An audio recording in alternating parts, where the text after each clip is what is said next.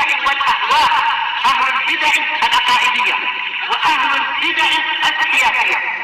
نقول بيننا وبينكم السلف، بيننا وبينكم الكتب، كان فيقول البدع بيننا وبينكم. Bismillahirrahmanirrahim. Alhamdulillah. Wassalatu wassalamu ala Rasulillah wa ala alihi wa sahbihi wa man. Kita meneruskan bacaan kitab Bulughul Maram yang ditulis oleh Al-Hafidz Ibnu Hajar Al-Asqalani rahimahullah taala. Masih di bab yang ke-7, bab sifatus shalah di kitab Shalah Bulughul Maram. Itu oleh Al-Hafidz Ibnu Hajar rahimahullah taala. Sebutkan pada pertemuan terlewat di sifat salat ini, untuk kita ketika sujud meletakkan 7 anggota badan kita yang disebutkan oleh Nabi sab'atu a'dhum, 7 yang besar. Yaitu apa? Yaitu dahi bersama dengan hidung.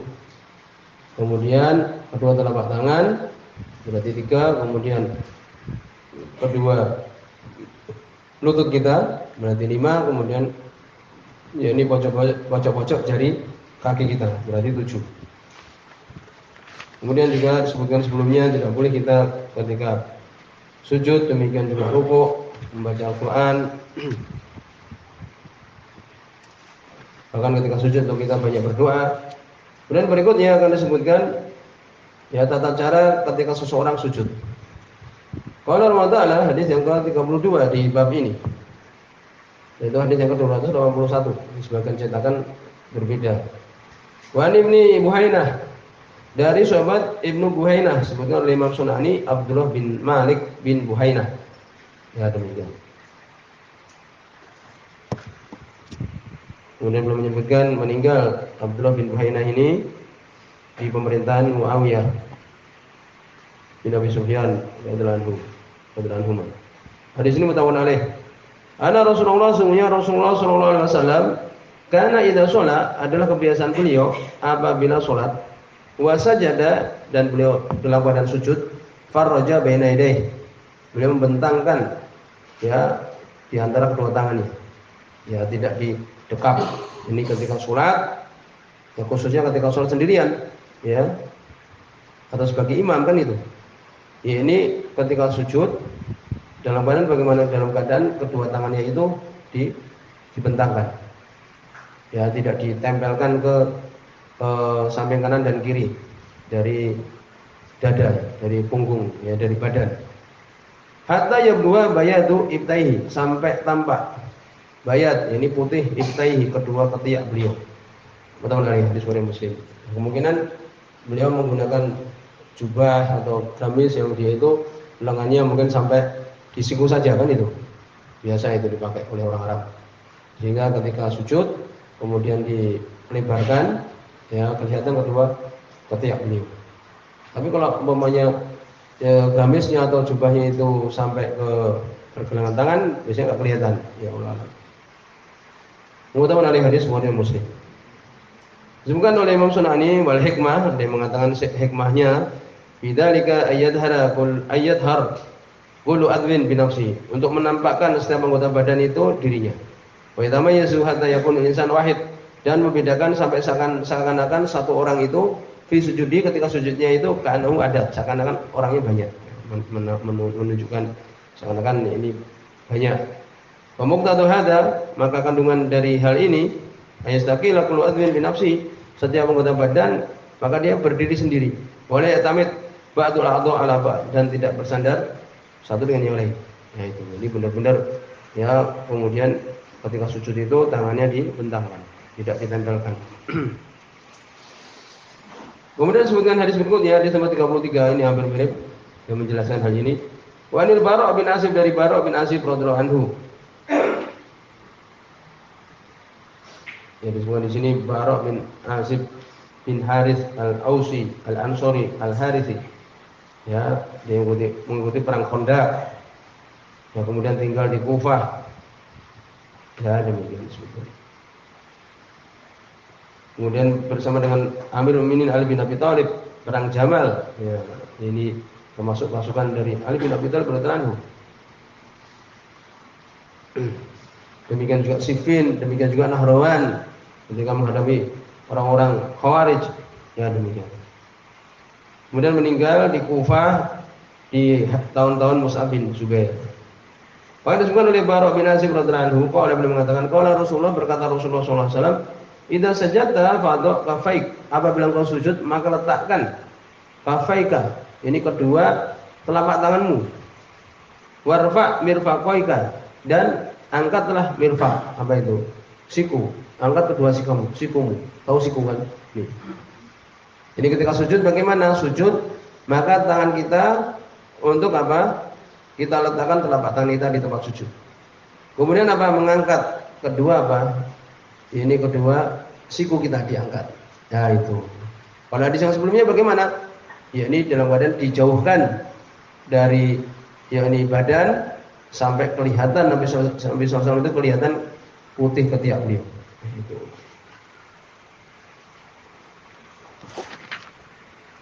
Maka disebutkan di sini oleh Imam Sunani, ya hadis yang dhaif ya, mursal.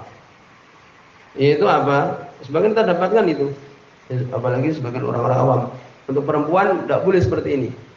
Padahal yang benar tidak ada perbedaan antara laki-laki dan perempuan, sama. Dalam tata cara sholat sama laki dan perempuan. Sebagian berpendapat kalau perempuan maka untuk didekap, dikempitkan. Kalau laki-laki kan tadi dilebarkan. Nah itu disebutkan oleh Imam Sunani hadis tapi dhaif mu'dhal ya dari Zaid bin Abi Habib, hadis mu'dhal ya, tidak bertemu Nabi sallallahu alaihi wasallam. Ana Nabi sallallahu alaihi wasallam, sungai Nabi sallallahu alaihi wasallam marra ala imra'ataini. Dhaif mu'dhal ya, terputus dua tempat. Zaid bin Abi Habib ini tidak mendengar dari Nabi sallallahu alaihi wasallam. Sungai Nabi sallallahu alaihi wasallam melewati atas dua orang perempuan tusolian, keduanya sedang sholat.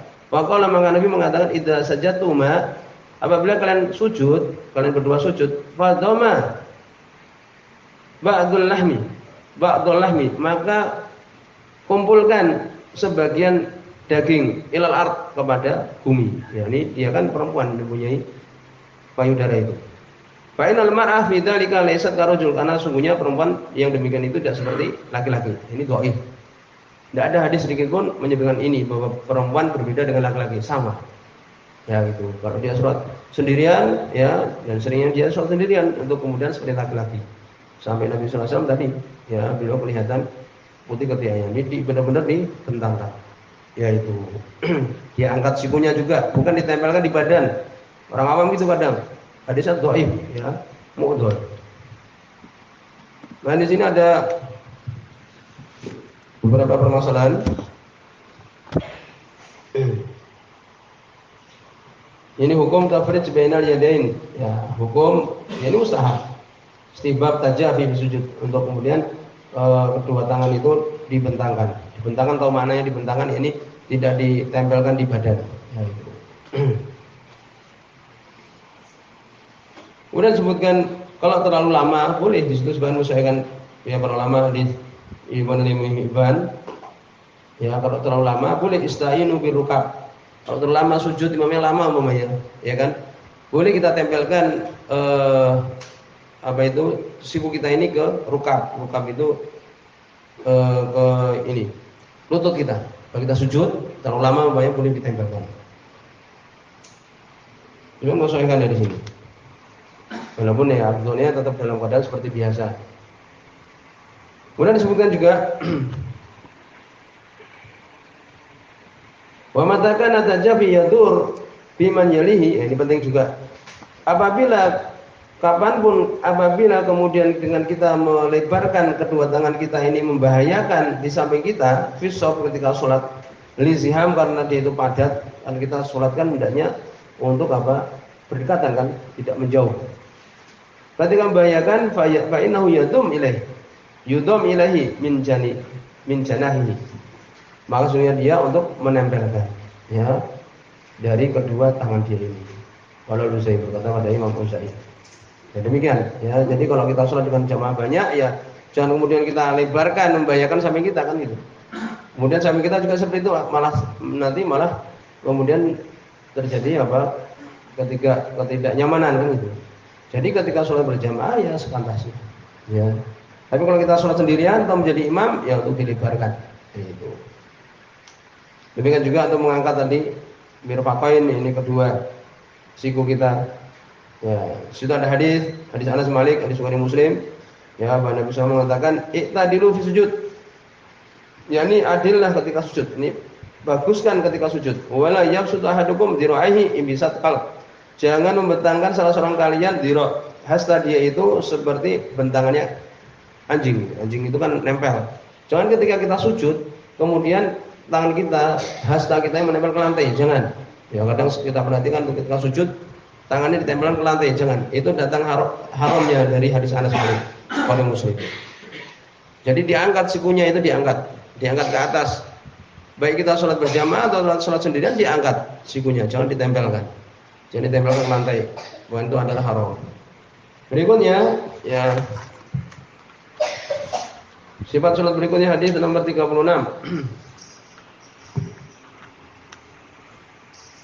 Hadis nomor 34. Wa an Wa'il bin Hujr, dari Wa'il bin Hujr radhiyallahu anhu.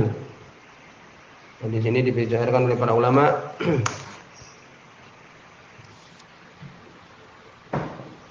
Dhaif karena ya Husaim bin Bashir ya tidak mendengar dari Asim bin Qulaib. Nah, itu aja sudah. Ya, inqita' baina Husaim wa Asim dan Asim. Dhaif ya, mengqati. Dari Wa'il bin Hujr radhiyallahu anhu, Nabi sallallahu alaihi wasallam, sungguh Nabi sallallahu alaihi wasallam kana idza raka'a, apabila beliau ruku', faraja baina asabihi. Faraja asabi itu mana? Jari jemari. Ini faraja tidak dikumpulkan. Ya, ini dipisahkan. Ketika rukuk tahu tuh, kalau rukuk. Hadis ini ya walaupun dhaif ya, tapi amalan para ulama demikian. Ya, jadi kalau kita sholat kemudian rukuk bagaimana? Kan kita meletakkan tangan kita ke lutut kan. Jadi tangannya gini kan. Ketika megang lutut maka dipisahkan gini. Nah itu. Walaupun di situ tapi amalan para ulama demikian. Wa idza sajada, apabila sujud, dhamma asabi'ahu, mengumpulkan jari jemarinya. Paham? Jadi kita sujud, kita ya letakkan telapak tangan kita ini di lantai, dikumpulkan, bukan gini. Ketika sujud tapi dikumpulkan ini. Rawahu Hakim, dikatakan Imam Hakim. Walaupun dhaif tadi kita sebutkan, tapi demikian amalan para ulama. Kalau ulama berkata Imam Sunani, berkata para ulama, al-hikmah fi dhammihi asabihi, hikmah dia mengumpulkan jari jemarinya ketika sujud, liyatakuna mutawajjihah ila samtil qiblah, yakni supaya menghadap ke arah kiblat. Paham? Anu sedang lewat ketika sholat itu kita berusaha setiap anggota badan kita itu menghadap ke arah kiblat. Demikian juga bukan ketika kita sujud, jari kaki itu menghadap ke arah kiblat. Demikian juga ketika sujud, telapak tangan kita itu dengan kita kumpulkan menghadap ke arah kiblat. Ya itu. Ini adalah hikmahnya. Jadi demikian mereka menyebutkan para ulama walaupun di situ dhaif ya. Maka mustahab demikian. Sebutkan Imam Nawawi di Syarhul Hadzab, demikian juga Imam Ibnu Qudamah di Al-Mughni, ya demikian. Kemudian juga apabila kita tadi rukuk kan untuk kita memegang ya lutut kita dan tangannya di jarinya itu kan dilebarkan kan demikian. Ini supaya apa? Juga supaya kokoh ketika kita rukuk. Ya itu. Ketika sujud tadi disebutkan. Kemudian di mana letak? Ya sudah, sekarang tahu ya meletakkan jari kita ya di lantai kemudian dikumpulkan ketika sujud. Sekarang di mana letak kedua telapak tangan kita ini ketika sujud? Di situ ada dalam ya Sahih Muslim. Hadis Wa'il bin Hujr juga sahih ya dari riwayat Imam Muslim. Disebutkan bala masa jada wajahu baina kaffaihi. Nih dicatat juga. Nabi ketika sujud maka beliau meletakkan wajahnya di antara dua kaffaihi, dua telapak tangannya. Jadi telapak tangannya itu ketika sujud jangan terlalu jauh dari kepala. Ya. Bahkan wajahnya itu di antara kedua telapak tangan dia. Jadi ketika sujud telapak tangan kita di samping kanan dan kiri dari wajah kita. Ya itu. Kemudian juga apakah kemudian semua dari telapak tangan kita itu harus menempel lantai? Itu yang afdol. Ya, itu yang afdol. Disebutkan oleh Ibnu Qudamah fa in iktasara ala ba'di batinihima ajzahu. Apabila mencukupkan dengan sebagian saja, ya maka memenuhi. Tapi afdal semua menempel. Ya, demikian. Ya, soal demikian di sini. Sudah